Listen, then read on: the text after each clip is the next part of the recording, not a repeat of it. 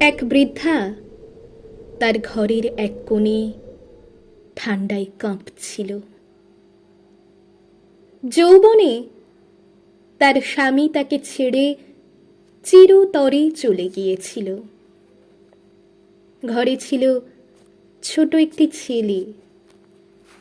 ছেলের উজ্জ্বল ভবিষ্যতের জন্য সে দিনের পর দিন অন্যের বাড়িতে কাজ করত। পরিশ্রমে ক্লান্ত হলেও তার হৃদয়ে ছিল একটাই আশা, যেদিন ছেলে বড় হবে সেদিনই আরাম করবে। সময়ের স্রোতে ছেলে বড় হলো। মা ভেবেছিল এবার তার কষ্টের দিন শেষ, কিন্তু ভাগ্য যেন তার সঙ্গে অন্য খেলা খেলল।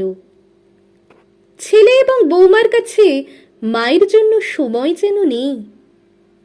মা, যিনি আগে অন্যদের ঘরে কাজ করতেন, এখন নিজের ঘরেই কাজ করছেন ছেলের পরিবারের জন্য।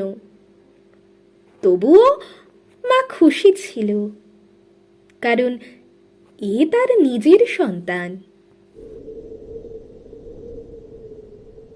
শীতের কনকনে রাতে একটা ভাঙা খাটিয়ায় একটি ছেঁড়া কম্বলের তলায় সেঁধিয়ে গিয়ে মা ভাবছিল, কাল ছেলেকে বলবো আমার শরীর আর এই ঠান্ডা সহ্য করতে পারছে না, একটা নতুন কম্বল এনে দে। ছেলে যখন সন্ধ্যায় বাড়ি ফিরল, মা তাকে বলল, বাবা, আমি অনেক বৃদ্ধ হয়ে গেছি, এই শীত আর সহ্য করতে পারছি না, আমার জন্য একটা নতুন কম্বল আনবি? ছেলে রেগে গিয়ে বলল, এই মাসে অনেক খরচ হয়েছে, বাচ্চার স্কুল আর রেশনে কিছু টাকা আছে, কিন্তু তা দিয়ে তোমার বৌমার জন্য একটা শাল কিনতে হবে। সে তো বাইরে যায়, তুমি তো ঘরে থাকো, তুমি সহ্য করে নাও, এই শীত পার করে দাও, আগামী বছর কম্বল নিয়ে আসব। ছেলের কথা শুনে মা চুপ হয়ে গেল। ছেঁড়া কম্বলে নিজেকে জড়িয়ে নিল। পরের দিন সকালে মাকে নিথর অবস্থায় পাওয়া গেল। সবাই এলো। ছেলে কোনো আয়োজনের অভাব রাখল না। মায়ের জন্য এক চমৎকার চিতা সাজালো।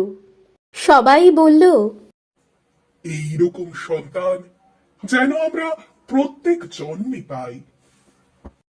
কিন্তু কেউ জানল না মরেও সেই মা একটি কম্বলের জন্য যন্ত্রণা সহ্য করছিল, শুধু একটি কম্বলের জন্য,